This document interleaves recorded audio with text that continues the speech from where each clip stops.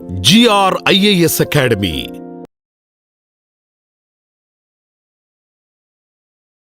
Sir, how many hours should I effectively study in common?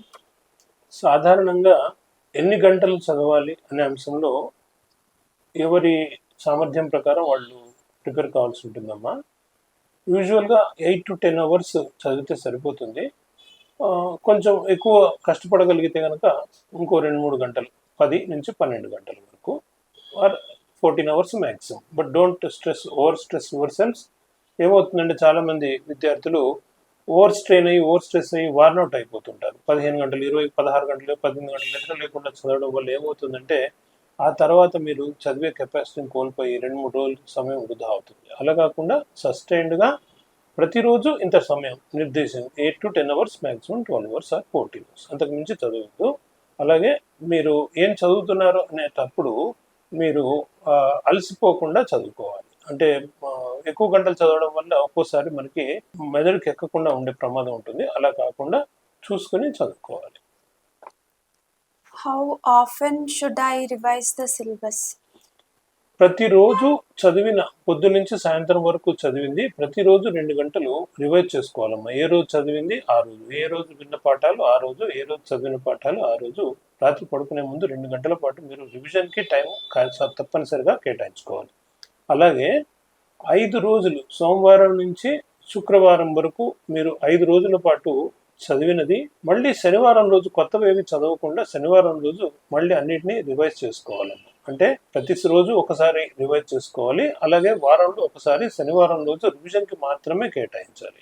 ఇక ఆదివారం రోజు మీరు చదివినా చదవకపోయినా రిలాక్స్ కావాలి. అయితే ఆ రిలాక్సేషన్ అనేది మీకు రిలాక్సేషన్ లాగా ఉండాలి తప్ప అది మళ్ళీ మిమ్మల్ని అలసటకి గురి చేసేలాగా ఉండకూడదు. అయితే మరి 2 సార్లు అయింది రివిజన్, మూడోసారి ఎప్పుడు అంటే ప్రతి నెల చివరి వారంలో 2 రోజులు లేదా 3 రోజులు ఆ నెలంతా చదివిన సబ్జెక్టులని, కొత్త సబ్జెక్టులు ఏవి చదవకుండా ఆ 3 రోజులు రివిజన్ చేసుకోవాలి. ఈ పునశ్చరణ రివిజన్ అనేది చాలా ముఖ్యం సివిల్ సర్వీసెస్ ఎగ్జామ్లో. ఎందుకంటే గన్ షాట్గా, షూర్ షాట్గా మీరు ఆన్సర్ చేయాల్సి ఉంటుంది ప్రిలిమ్స్ పరీక్షలో. కానీ మెయిన్గా ప్రిలిమ్స్ పరీక్షలో, అఫ్ కోర్స్ ప్రిలిమ్స్ పరీక్షలో నెగిటివ్ మార్కింగ్ ఉంటుంది. మెయిన్స్ పరీక్షలో అంతగా సర్టనిటీ లేకపోయినా పర్వాలేదు, కానీ ప్రిలిమ్స్ పరీక్ష మాత్రం తప్పనిసరిగా మీరు రివిజన్ అనేది ఇంపార్టెంట్ అనమాట. కాబట్టి ఎక్కువ పుస్తకాలని, ఎక్కువ డిఫరెన్స్ బుక్స్ని సెలెక్ట్ చేసుకోకుండా లిమిటెడ్ పుస్తకాలు, అంటే మళ్ళీ ఆ పుస్తకాలు సెలెక్షన్ చేసుకోవడంలో కూడా జాగ్రత్తగా ఉండాలి. ఏవైతే ఉపయోగకరంగా ఉంటాయో వాటిని మాత్రమే సెలెక్ట్ చేసుకుని కొద్ది సంఖ్యలోనే వాటిని పదే పనిగా చదువుతూ రివిజన్ చేసుకుంటూ ఉంటే కనుక ఖచ్చితంగా ఈ పరీక్షలో మీరు విజయం సాధించే అవకాశాలు ఉంటాయి. Sir, what is the correct strategy to crack UPSC?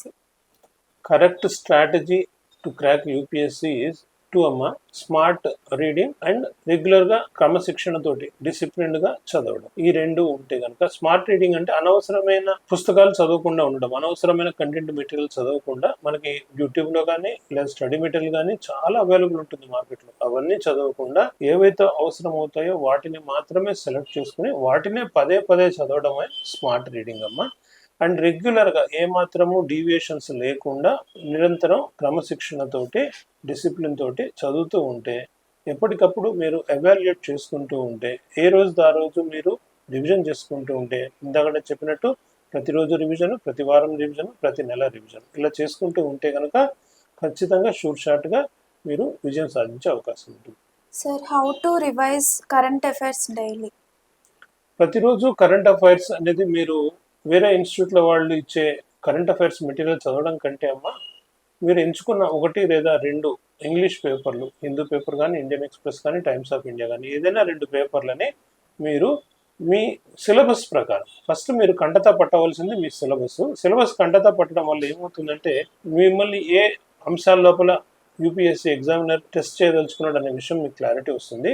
అలాగే సిలబస్ కంటతా పట్టిన తర్వాత పీవైక్యూస్ అంటే గత సంవత్సరాల లోపల యూపీఎస్సీ పరీక్షల్లో ఏ ప్రశ్నలు అడిగారు, ఏ రకంగా అడిగారు అనే రెండింటి పట్ల మీకు అవగాహన స్పష్టంగా ఏర్పడితే కనుక అప్పుడు ఆ రెండింటి మీద అవగాహన వల్ల మీకు ఏర్పడిన దృక్కోణంతో మీరు ఈ న్యూస్ పేపర్స్ చూసినప్పుడు ఏ అంశాలు మీకు పనికొస్తాయి, ఏ అంశాలు మీకు పనికిరావు అనేది స్పష్టత ఏర్పడుతుంది. ఆ న్యూస్ పేపర్స్ నుంచి మీరు చదవడం వల్ల మీకు ఓన్గా నాలెడ్జ్ పెరుగుతుంది. వేరే ఇన్స్టిట్యూట్లో వాళ్ళు ప్రిపేర్ చేసిన కరెంట్ అఫైర్స్ మెటీరియల్ చదవడం వల్ల మీకు నారో ప్రిపరేషన్ ఉంటుంది తప్ప వైడ్ రేంజ్ ప్రిపరేషన్ ఉండదు. సివిల్ సర్వీసెస్ పరీక్షకి ఎప్పుడు కూడా మీకు పరిజ్ఞానం అనేది వైడ్ రేంజ్ లో ఉండాలి. అది ఖచ్చితంగా మీరు న్యూస్ పేపర్స్ చదవడం వల్ల మాత్రమే దొరుకుతుంది.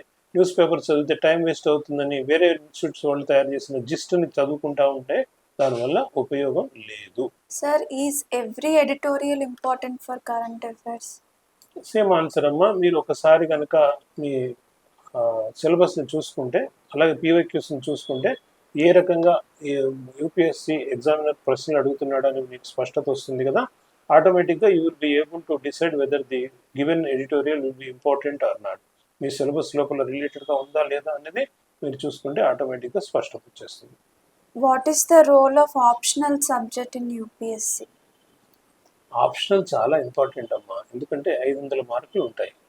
సాధారణంగా యూపీఎస్సీ మెయిన్స్ పరీక్ష అంటే మనం ప్రిలిమ్స్ క్లియర్ అయిన తర్వాత మెయిన్స్కి వచ్చేసరికి 1750 మార్కులు ఉంటాయి 7 సబ్జెక్టులలో 7 పేపర్లలో. ఇందులో మీరు 850 నుంచి 900 మార్కులు స్కోర్ చేయాల్సిన అవసరం ఉంటుంది. జిఎస్ 1, 2, 3 ఈ 3 పేపర్లు కనుక మీరు చూస్తే హైయెస్ట్ టాపర్స్ అంటే నంబర్ 1 ర్యాంక్ పొందిన వాళ్ళని గత 10-15 ఏళ్లుగా మీరు గమనిస్తే పరిశీలిస్తే వాళ్ళకి వచ్చిన మార్కుల్ని ఎవరు కూడా 100 నుంచి 110 యావరేజ్ దాటి రాలేదు ఈ 3 పరీక్షల్లో, ఈ 3 పేపర్లు. కాబట్టి జిఎస్ 1, 2, 3లో ఎట్ ద మ్యాక్సిమం మీరు 300 to 325 దాటి స్కోర్ చేయలేరు. మరి మిగిలిన 550 నుంచి 600 మార్కులు అనేవి మీరు స్కోర్ చేయగలిగింది దేంట్లో అంటే ఎస్ఏ పేపర్లో, ఎథిక్స్ పేపర్లో అండ్ ఆప్షనల్ పేపర్లో. సో ఆప్షనల్ అనేది చాలా ముఖ్యమైనది. 500 మార్కులు ఉంటాయి ఆప్షనల్ పేపర్లో.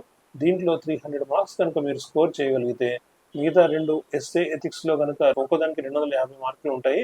వాటిల్లో 150 మార్కులు చొప్పున మొత్తం మీద 600 మార్కులు ఈ 4 E2, O2 అంటారు. వీటిలో స్కోర్ చేయగలిగితే మీరు క్లియర్గా మెయిన్స్ పరీక్షలో నుంచి మంచి మార్కులతోటి ఇంటర్వ్యూకి క్వాలిఫై కాగలుగుతారు. How to manage the timings for each subject while preparing prelims? ప్రిలిమ్స్కి సంబంధించినంత వరకు అమ్మ, మీ కోచింగ్ మెయిన్ కోచింగ్ అనేది డిసెంబర్ వరకు పూర్తి అయిపోయిన తర్వాత మీకు 5 నెలల టైం ఉంటుంది. ఆ 5 నెలల టైం లోపల మీకు ఏవైతే ముఖ్యమైన టాపిక్స్ ఉన్నాయో main subjects, core subjects 8 topics ఉంటాయి. ఆ 8 టాపిక్స్కి వాటికి వచ్చే మార్కుల ప్రకారంగా మీరు టైం రోజు కొంత కేటాయించుకుని ఈ సబ్జెక్ట్ని ఇన్ని గంటలు చదవాలి, నేను రోజుకి ఇన్ని గంటలు చదవగలుగుతున్నాను, ఈ ఇన్ని గంటలు చదువుతుండడం లోపల ఈ సబ్జెక్ట్కి ఇంత టైం కేటాయించగలను.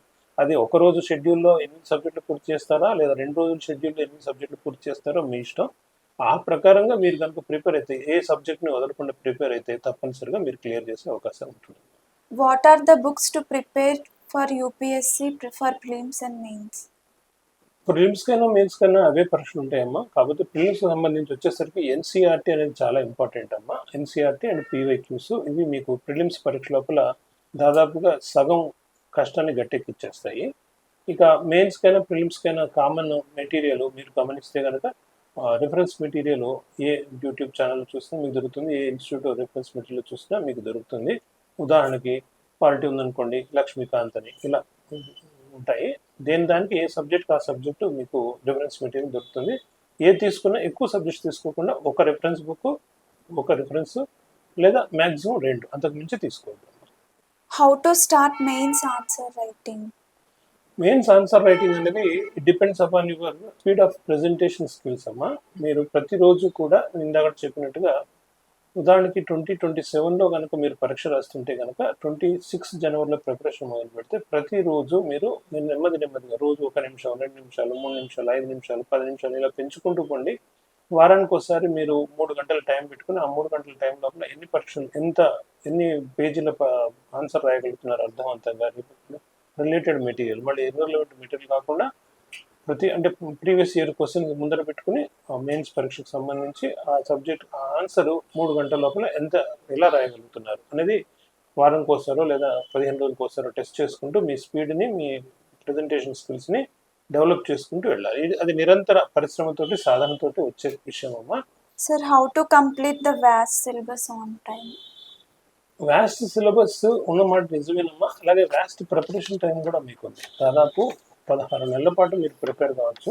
ఆ 16 నెలల లోపల మీరు సబ్జెక్ట్ని, ఆ సిలబస్ని, మైక్రో టాపిక్స్ని మీరు ఐడెంటిఫై చేసుకుని డివైడ్ చేసుకుంటే కనుక ఈరోజు ఈ పాఠ్యాంశాలు నేను పూర్తి చేయాలి అని ఎప్పటికప్పుడు మీరు ప్రణాళిక ప్రకారం పెట్టుకుంటే కనుక very easily you can complete the syllabus in 8 to 10 months time అమ్మా. ఆ తర్వాత ఈజీగా రివిజన్ టైం పెట్టుకోవచ్చు.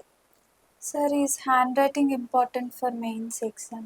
తప్పనిసరిగా అమ్మా, ఎందుకంటే ఫస్ట్ ఎగ్జామినర్ చూసేది మీ హ్యాండ్ రైటింగే కదా. మీ ఆన్సర్ చూసినప్పుడు తర్వాత చదివిన తర్వాత కంటెంట్ తెలుస్తుంది.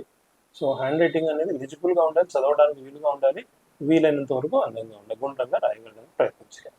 You can develop it. అదే పెద్ద బ్రహ్మ విద్యం కాదు, సాధనమున సమకూరు పనులు ధరలోన అని. You can develop handwriting, neat handwriting very easily. Sir, is personal notes are crucial for revision?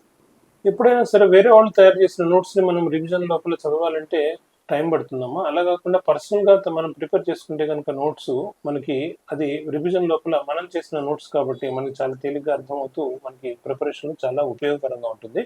చాలా ముఖ్యమైన అంశం అమ్మా personal notes. 100% it is necessary for you to prepare your own notes for the civil services exam preparation. Sir, when to start mock tests and previous questions paper?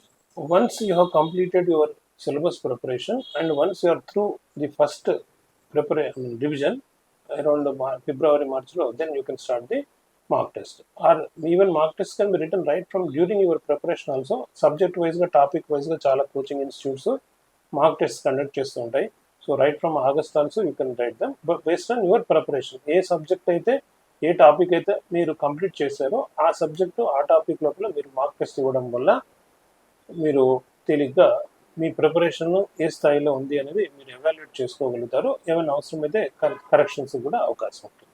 Sir, NCRTs versus standard books, which books are best for preparation?